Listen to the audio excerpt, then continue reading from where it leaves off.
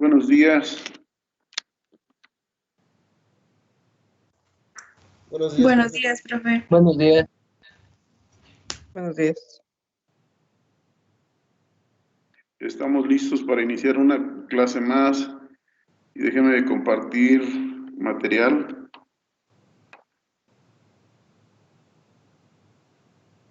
Entonces, en la actividad que realizó el día de ayer, ustedes pudieron pues, ver cómo se define un sistema termodinámico, cuántos tipos de sistemas termodinámicos existen y las variables o propiedades termodinámicas y cómo se clasifican en extensivas e intensivas. Revisamos de nuevo algo de lo que ustedes vieron ayer. Entonces, como se decía, un sistema es una parte del universo que se aísla con la finalidad de estudiarlo desde el punto de vista termodinámico, que puede tener una envoltura real o imaginaria. Lo que lo separa del alrededor es lo que se llama como frontera del sistema. Y esa frontera sirve para aislar el sistema de su entorno o para permitir la interacción entre el sistema y el entorno, o sea, el medio ambiente. Entonces, hay tres tipos de sistemas. El sistema abierto, el sistema cerrado y el sistema aislado. ¿Cómo los vamos a definir? Eso es a través de las interacciones que suceden entre el sistema y los alrededores. En el sistema abierto, este intercambia tanto materia como energía con los alrededores. Puede que salga y entre materia, puede que salga o entre energía. O sea, en estos hay intercambio entonces tanto de materia como energía en el sistema abierto. En el sistema cerrado está separado de los alrededores por una barrera física que evita tanto la entrada como la salida de materia. Estas curvitas que están mostrando aquí es como, podría ser aire, por ejemplo, que llega, pero la barrera de la frontera entre el sistema evita que penetre, o la misma barrera evita que salga. Entonces se mantiene cerrado y la cantidad de materia del sistema es constante.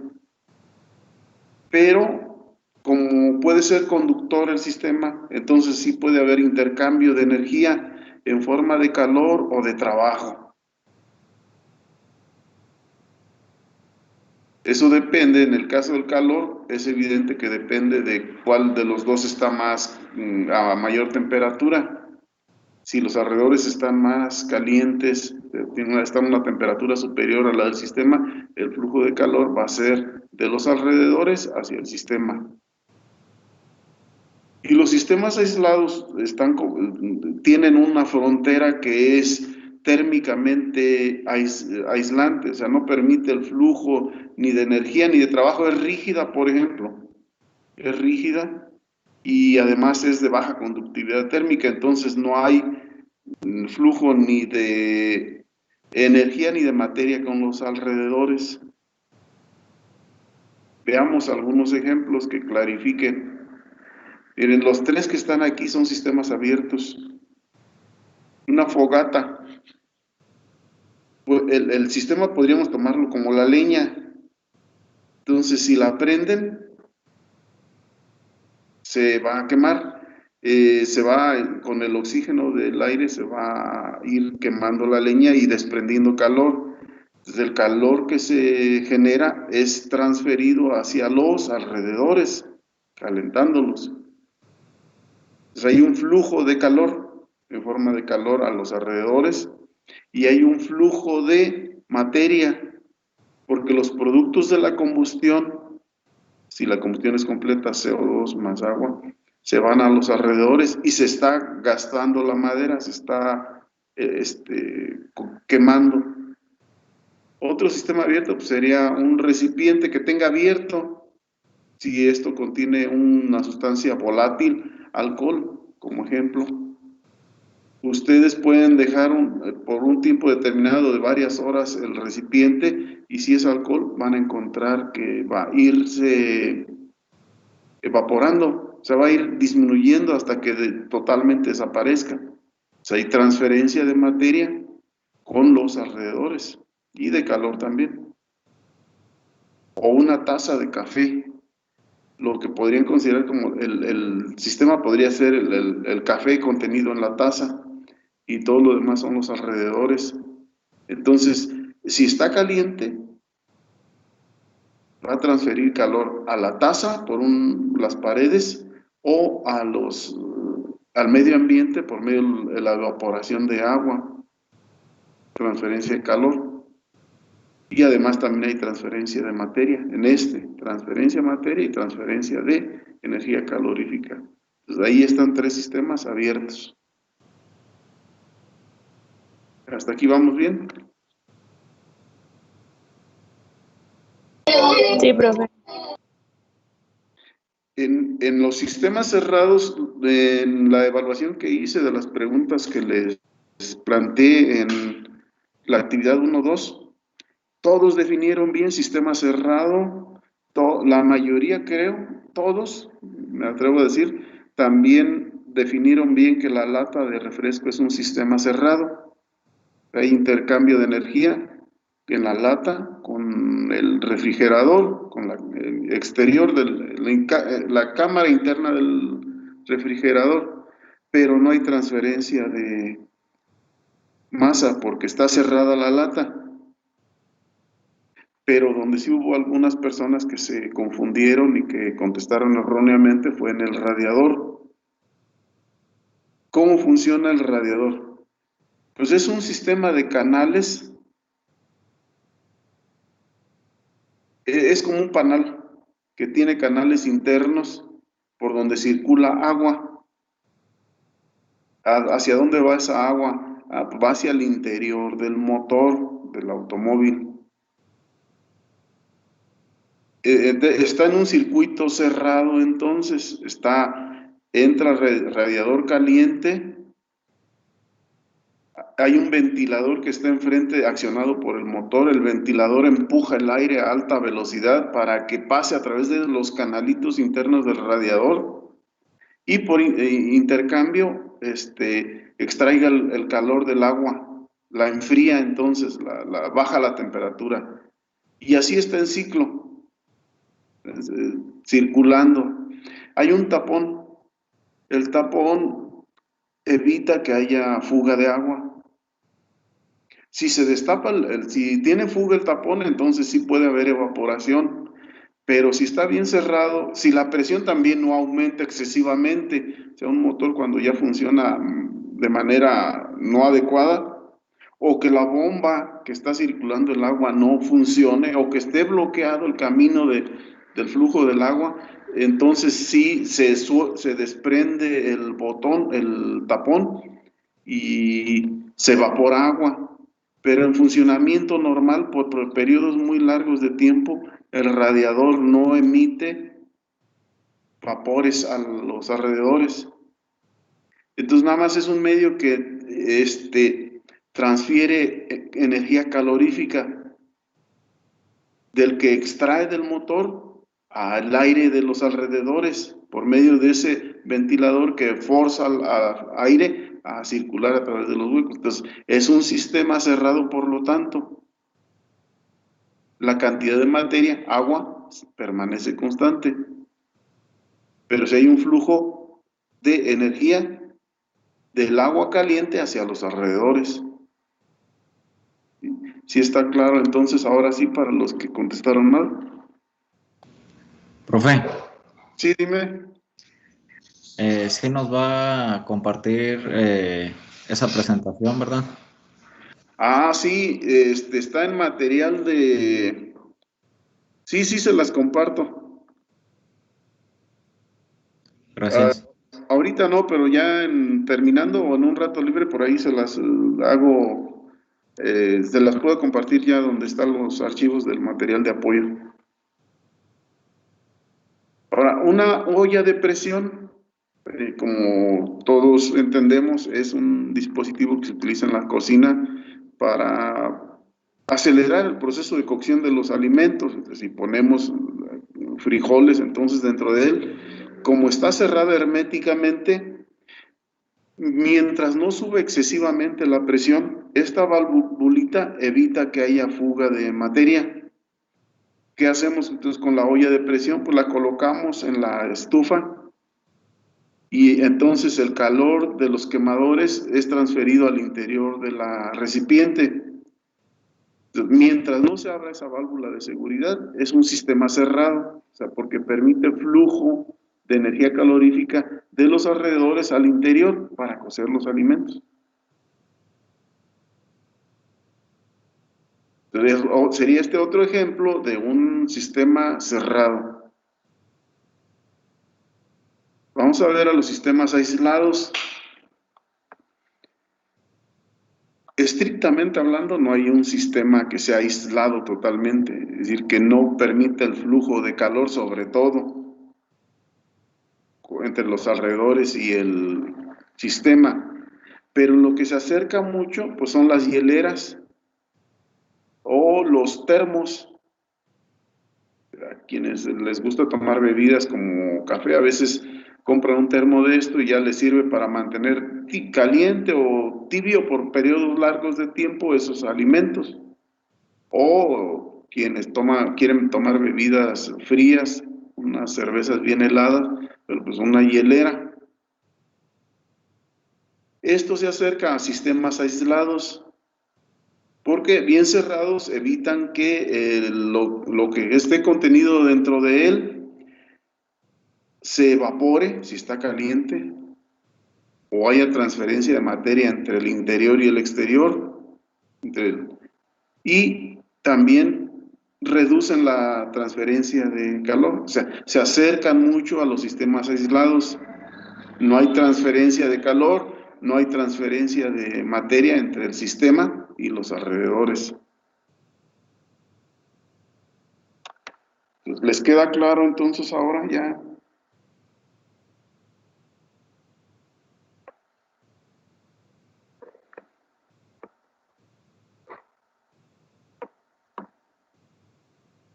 Sí, profe. Entonces vamos a seguir. Eso fue lo que vieron en una parte de los videos. La definición de un sistema y la definición de clasificación de sistemas. También habla de las variables termodinámicas. O sea, son magnitudes que se emplean para describir el estado de un sistema termodinámico. Las más comunes son la masa, el volumen, la presión y la temperatura. ¿Y qué es la masa? Pues es la cantidad de materia que contiene un sistema. Por ejemplo, un vaso con agua, pues el agua que está dentro podría ser el sistema, es la masa de agua. Podría contener 50 gramos o 50 mililitros o 100 gramos, o sea, todo depende.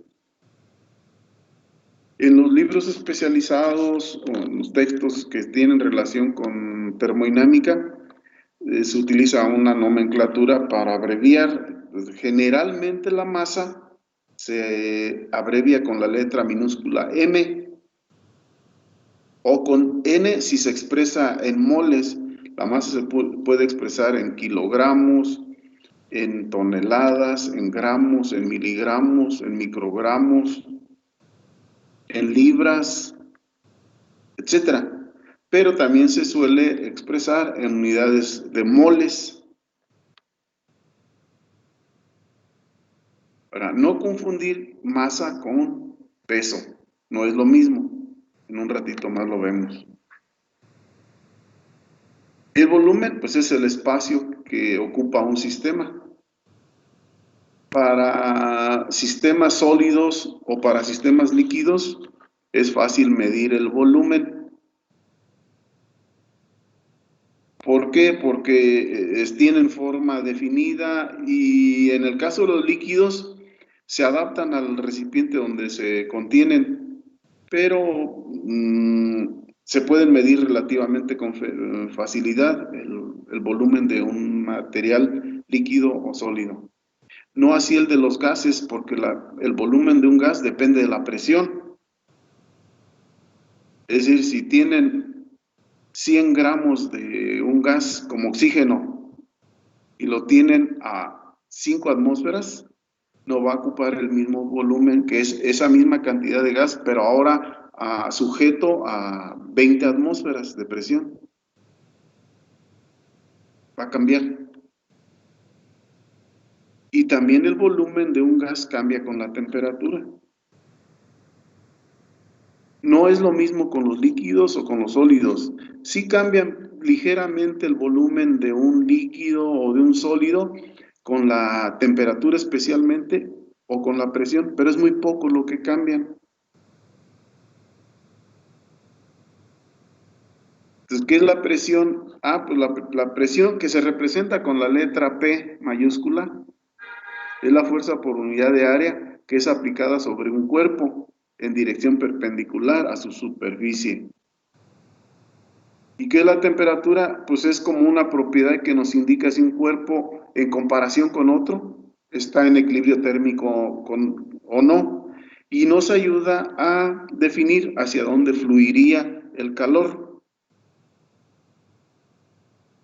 Si un cuerpo está más caliente que otro, ¿a dónde va a fluir el calor, la energía en forma de calor? Pues del más caliente al más frío. Pero no bueno, y se representa con la letra T mayúscula. Esta no es una lista que termina todas las propiedades, hay muchas más, por ejemplo, la viscosidad, la conductividad térmica, el módulo de elasticidad, ¿qué dice aquí abajo? No alcanzo a ver otras propiedades. Bueno, varias otras. Coeficiente de expansión térmica, resistividad eléctrica, etcétera. Vamos a hablar un poquito. Entonces, yo les decía, no es lo mismo masa que peso. La masa es la cantidad de materia que contiene un objeto. Se utilizan varios sistemas de unidades para expresar las unidades termodinámicas. Uno de ellos, el que se recomienda que utilicemos, es el Sistema Internacional de Unidades, pero hay otros, como el sistema inglés.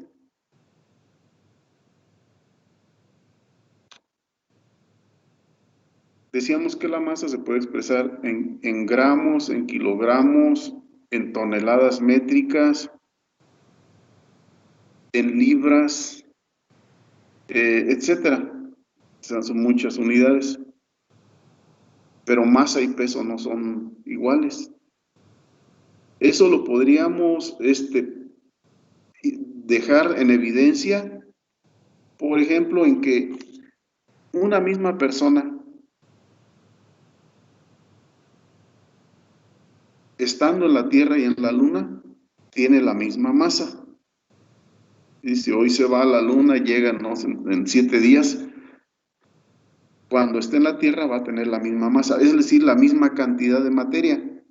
Pequeñas variaciones puede ser debido a que las secreciones naturales, ¿no? A la pipí o a la popó o a la evaporación, pequeña variación en gramos o hasta medio kilogramo, pero básicamente es la misma cantidad de materia. Pero su peso no va a ser diferente. Digo, va a ser diferente. ¿Y cómo se manifiesta? Pues en los astronautas que cuando van a la Luna con el equipo tan pesado que llevan, cuando caminan en la Luna, dan saltos a pesar de que lo que llevan cargado es muy grande. O sea, su peso es diferente entonces. El peso es resultado de la fuerza gravitacional. Como la Luna es más pequeña, su fuerza gravitacional es menor. Como la Tierra es más grande, su fuerza gravitacional es mayor. Es decir, nos atrae con más fuerza hacia el centro de la Tierra que en la Luna. Y por ejemplo, el peso entonces se representa con la letra W. generalmente, aunque a veces se confunde con trabajo, ya lo vamos a ver. Pero el peso, entonces, es igual al producto de la masa por la constante gravitacional. Y la constante gravitacional en la Tierra tiene un valor estándar de 9.81 metros sobre segundo al cuadrado. O sea, esta G normalmente la tomamos por 9.81 metros sobre segundo cuadrado, pero tiene pequeñas variaciones si se mide al nivel del mar o si se mide en una montaña. ¿Por qué razón?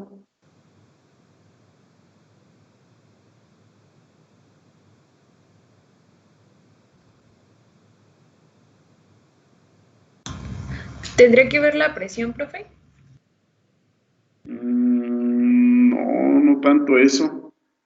¿En dónde estábamos Yo me más cerca imagino, del centro de la Tierra? profe, yo me imagino que es por la variación, porque puede variar en algunos puntos de la Tierra la gravedad. Sí, decía que puede variar porque, miren, si hacemos como un bosquejo de, no sé, de la perfil de cómo está la Tierra, digamos, este es el nivel del mar, y acá está el centro de la Tierra, pues ¿dónde estamos más cerca? ¿Al nivel del mar o si estamos, no sé, acá en una montaña como el Pico de Tancítaro? A nivel del mar. Sí, aquí estamos más cerca, entonces acá es más fuerte la atracción hacia el centro, aquí es más, entonces, es diferente dependiendo de qué tan cerca estamos del centro de gravedad. Pero nosotros normalmente lo tomamos como 9.81.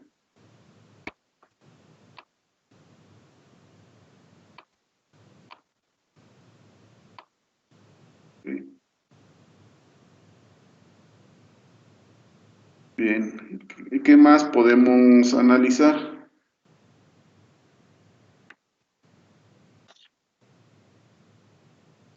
Profe, Sí, dime. tengo una preguntilla. A ver. Si por ejemplo yo voy allá al centro de salud y me dicen que peso 100 kilogramos, ¿esa sería mi masa o tendría que decir peso 100 newtons?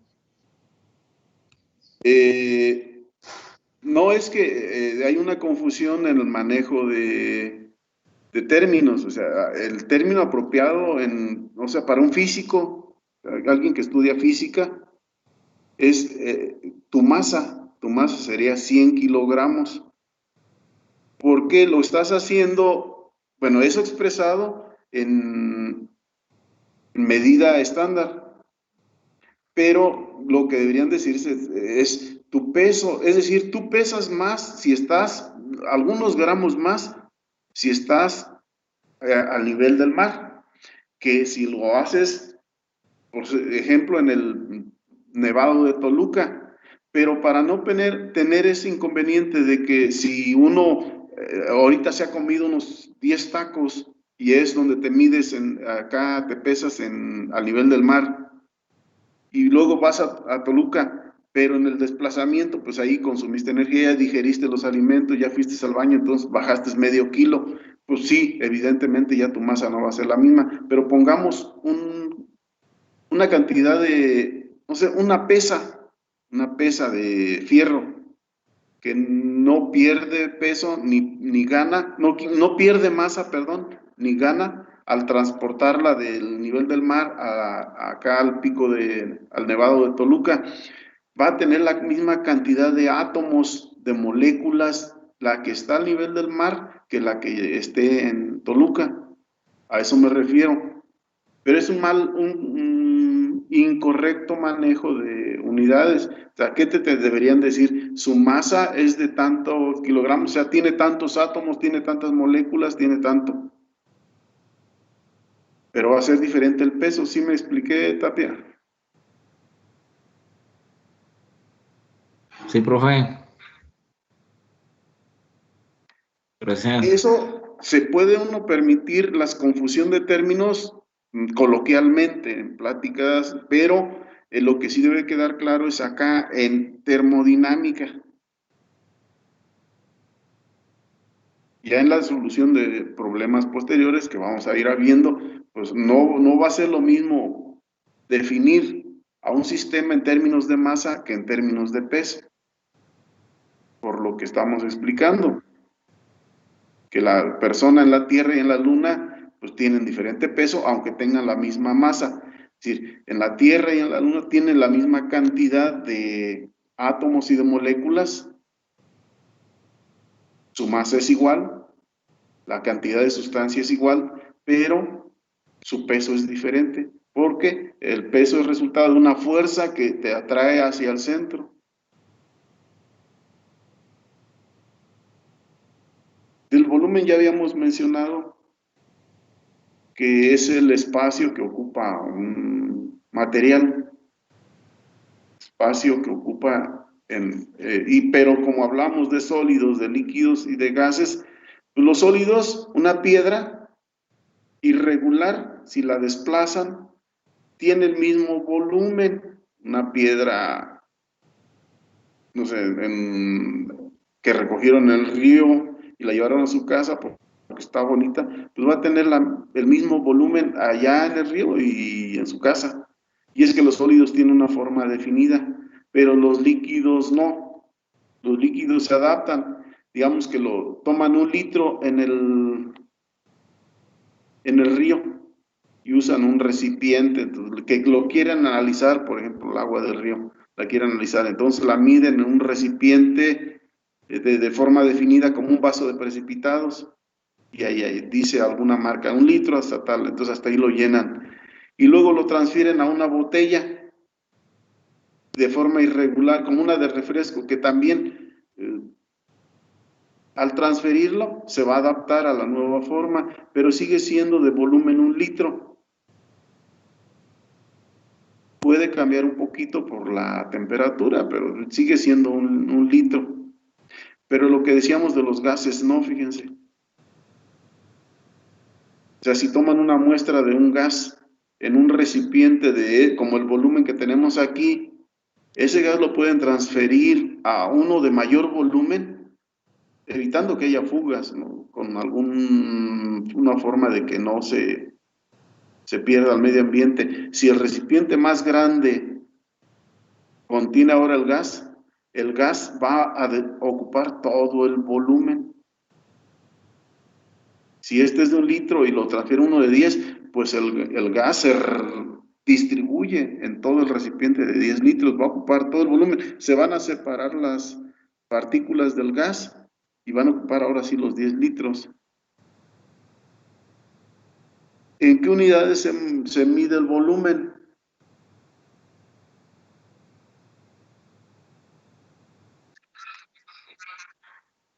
Sí, metros cúbicos, litros o las derivadas, ¿verdad? Las unidades que son derivadas serían, por ejemplo, centímetros cúbicos o decímetros cúbicos, o para litros tenemos mililitros, hectolitros, kilolitros. Se utiliza mucho en ciencias relacionadas con física, las derivadas. Déjenme a la pizarra de nuevo. Entonces, a las unidades básicas o fundamentales se les suele poner prefijos para indicar múltiplos. Pueden ser múltiplos o submúltiplos.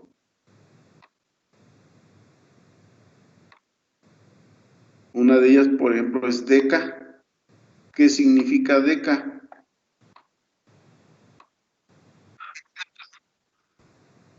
No, es por 10 a la 1. Deci. Deci es el que estás diciendo, Salas. Deci es una décima. Ahora, deca es 10. Hecto. Es 10 a la 2. Y es a la 2 o 100 veces, ¿verdad? 10 a la 2 o 100. Kilo,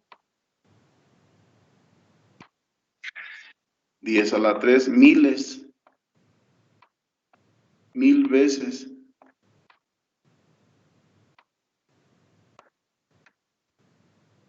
Mega,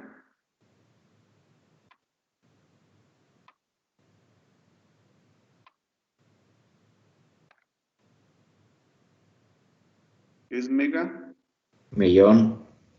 O sea, 10 a la 6, ¿verdad? 10 a la Un millón, 6. 10 a la 6 o 1.000.000.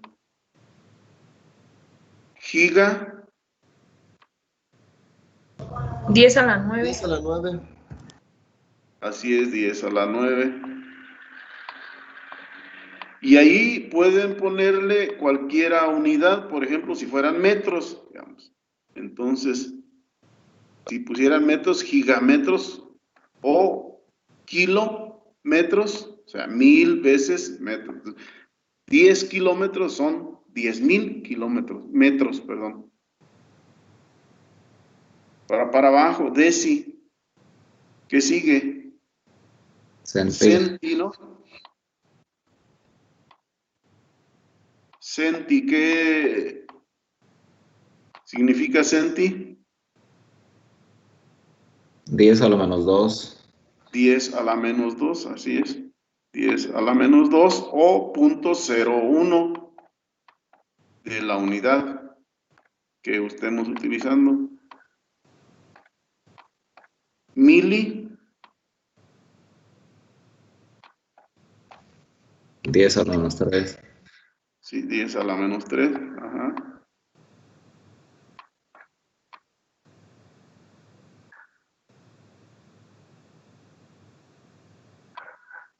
Estos son submúltiplos, y los de arriba son múltiplos. Ahorita lo anotamos. Entonces, mili, ¿qué otra unidad de submúltiplos podemos usar? Micro. Micro, exacto, micro.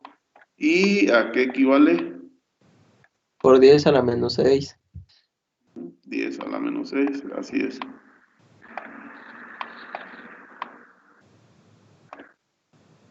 Para abajo, ¿cuál sigue? Pico. Nano. Nano y Nano. nano. Sí hay pico, pero antes de pico sigue nano, que es Por 10 a la menos 9. 10 a la menos 9.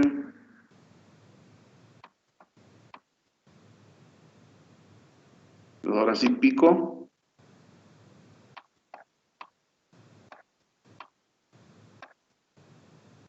Diez a la menos 12. Todos estos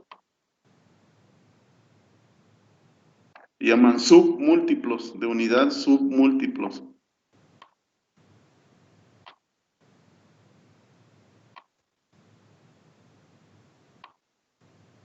O sea, están por abajo de la unidad.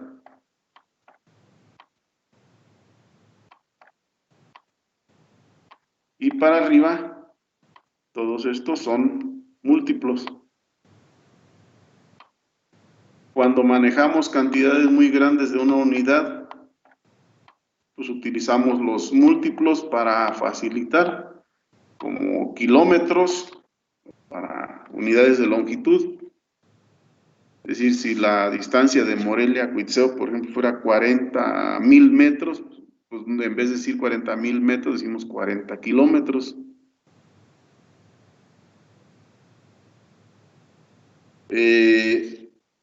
Si lo que medimos es muy pequeño, pues podríamos utilizar milímetros, o sea, en lugar de poner .001 metros, pues usamos milímetros, y así nos vamos acomodando según nos convenga. Y así como hay múltiplos y submúltiplos de unidad de longitud metro, pues también hay múltiplos y submúltiplos de masa, de peso, de volumen, en fin, es de uso genérico.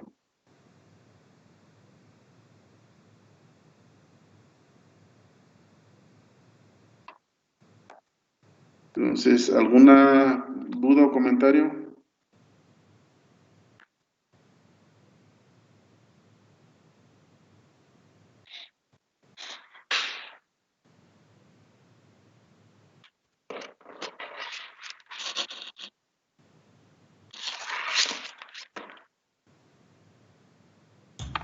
No, profe, hasta ahorita ninguna.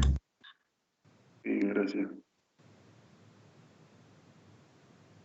Bueno, de las propiedades termodinámicas, vamos a hablar ahorita de la temperatura. De forma muy general, la temperatura entendemos como qué tan caliente o frío está un cuerpo.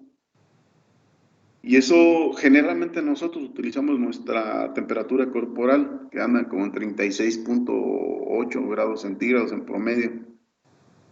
Entonces, nosotros al tacto decimos un cuerpo está más caliente y con esto queremos decir que está a una temperatura superior a la corporal, o está frío si está por abajo de nuestra temperatura corporal. O sea, si tomamos un pedacito de hielo, de agua, pues decimos, está frío.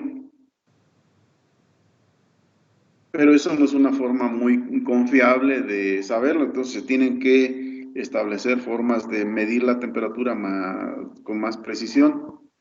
Y para eso se establecieron pues algunos dispositivos que por comparación establecieron una escala de medición. Entonces son dos los más utilizados, el Celsius y el Fahrenheit. ¿Cómo se estableció la escala Celsius?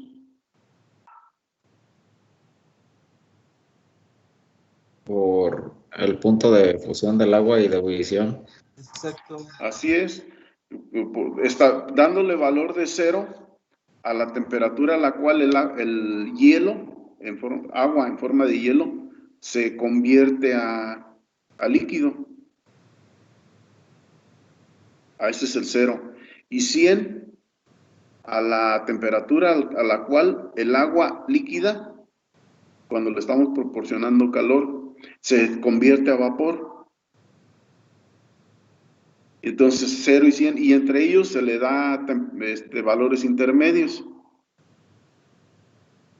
Los termómetros, que son dispositivos entonces que están calibrados de tal manera que en la escala que tienen, el 0 sería el mismo que la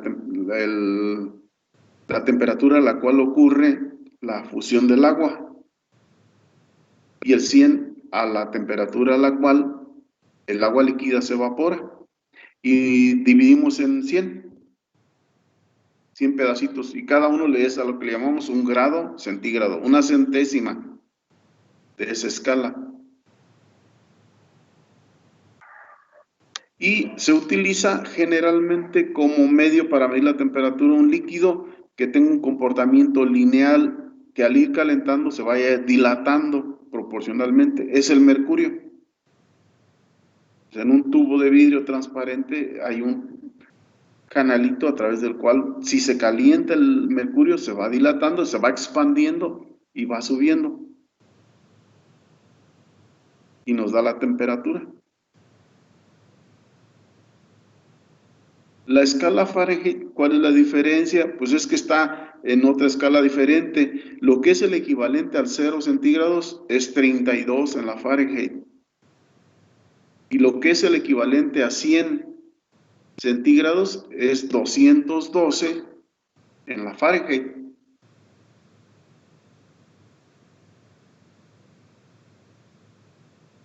Se puede convertir de una temperatura a otra por medio de estas ecuaciones. Porque si tenemos la temperatura en centígrados de 25 y queremos saber a cuántos Fahrenheit se equivalen, pues utilizamos la ecuación de abajo. Sustituimos los 25 en centígrados, multiplicamos por 1.8 y le sumamos 32. A ver, un cálculo rápido. ¿A cuánto equivalen 25 grados centígrados en Fahrenheit?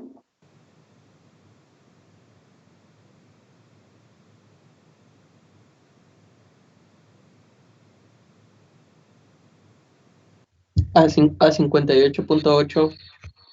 58.8 Fahrenheit. ¿Sí? Hay algunas calculadoras que ya lo hacen directamente.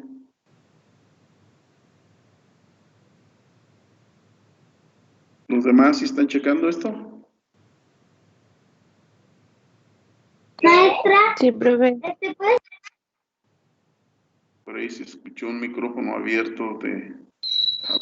Profe, serían 77, ¿no? 77. Sí, profe, a mí también me dio 77. Entonces checar quien dice 58.8 a lo mejor hizo mal la operación.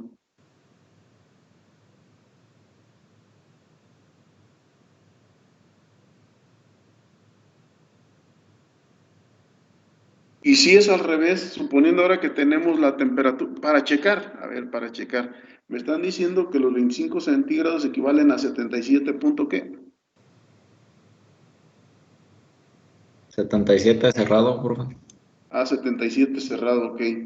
Bueno, para verificar que su cálculo es correcto, hagan el procedimiento invertido. Ahora conviertan 77 Fahrenheit a centígrados.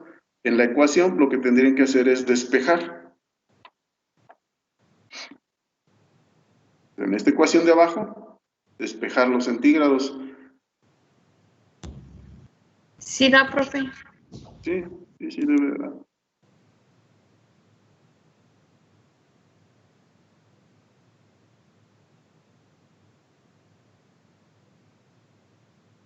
Bueno, nosotros manejamos estas escalas de centígrados y Fahrenheit, son las más comunes en la vida cotidiana, pero en los cursos de termodinámica, de química, etcétera, se manejan temperaturas absolutas en escala Kelvin o en escala Rankine. Si queremos en Kelvin y la temperatura la tenemos en centígrados, entonces al valor de temperatura centígrados le sumamos 273.15. Entonces los 25 centígrados, ¿a cuántos en Kelvin equivaldrían?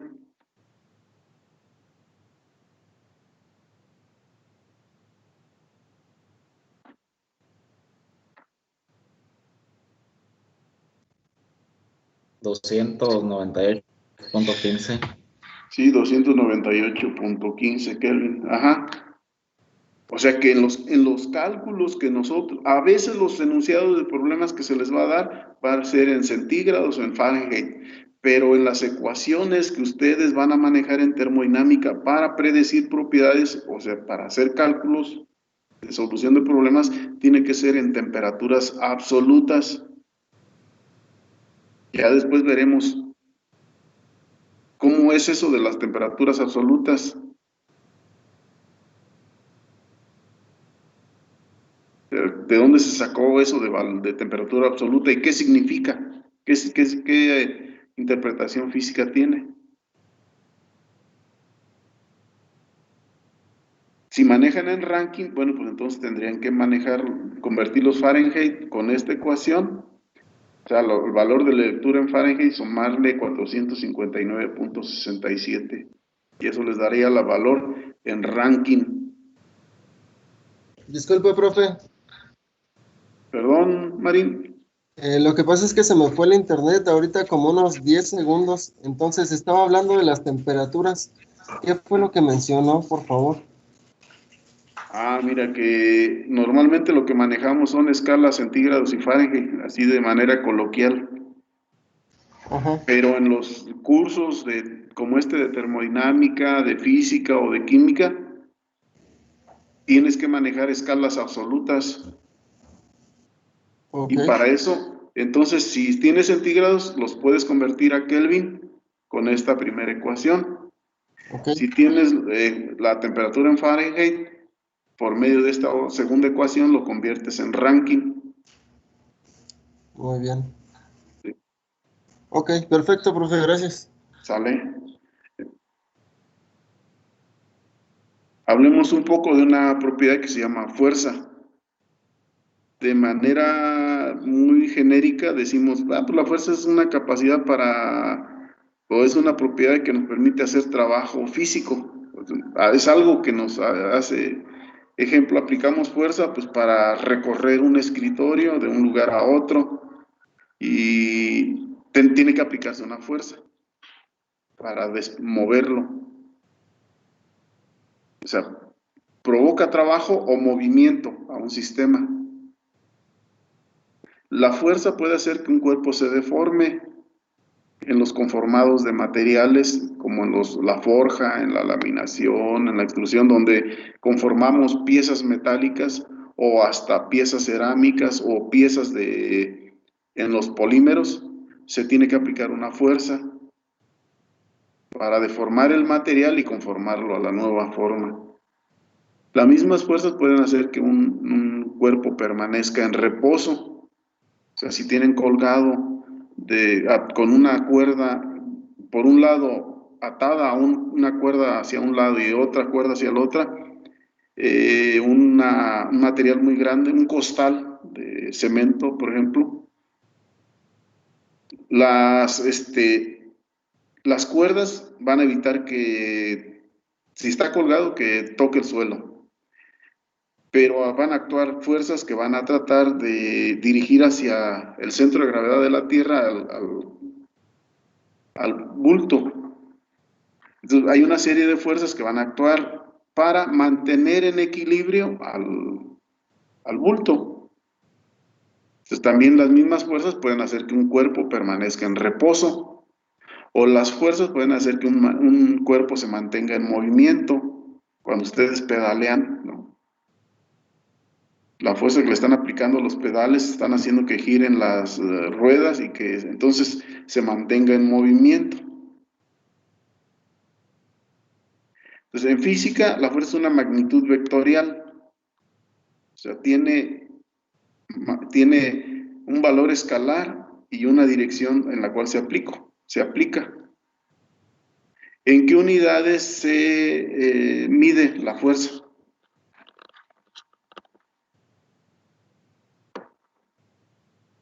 En newtons. Sí, en newtons es la más común.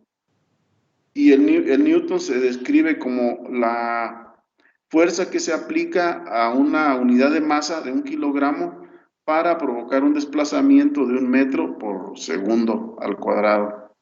Una aceleración de 1 metro por segundo al cuadrado.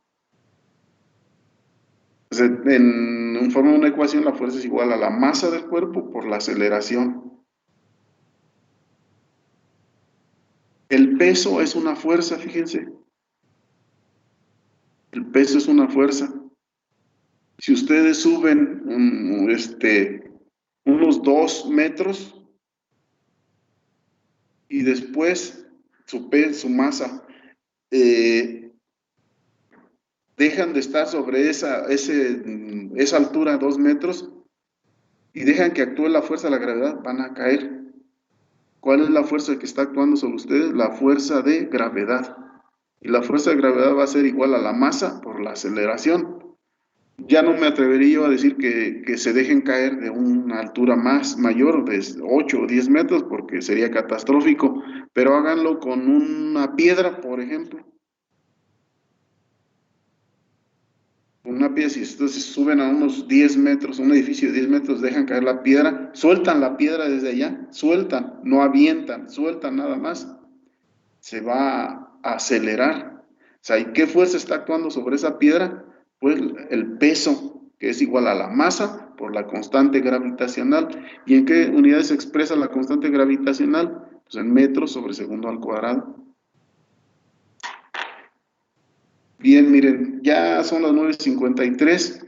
Una de las, actividades que se tiene que ver obligado a veces a realizar los estudiantes o quienes ya aplican los conceptos termodinámicos a la solución de problemas es la conversión de unidades, sobre todo unidades secundarias.